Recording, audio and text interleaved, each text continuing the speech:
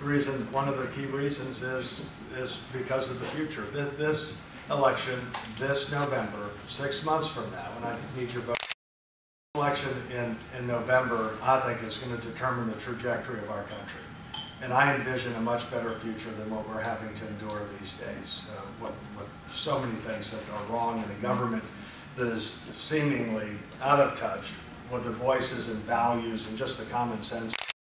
Talking about what they went through in the General Assembly, and Tommy, you went through it as well. Frank, in the Senate was a little bit tougher than the numbers you have in the House of Delegates. But I trust. But I even said this on the radio. What is it?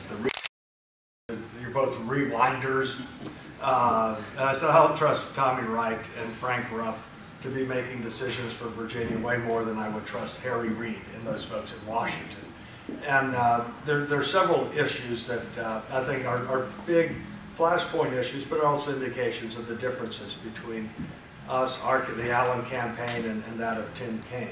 And they have to do with taxes, they have to do with energy, they have to do with regulations and the size and scope of the federal government. Right now, our federal government is imposing the highest taxes in the world on job-creating businesses. I know most of y'all are small businesses. Small businesses are the ones who create at least 2/3 of the jobs. They're the businesses that are here in Clarksville and Mecklenburg County and throughout Southern Virginia. And having a high tax on small businesses, medium or large-sized businesses, does not help us become more competitive, to have the worst tax in the world. So I think we ought to have a much more simple, fair, and competitive tax policy and system in our country.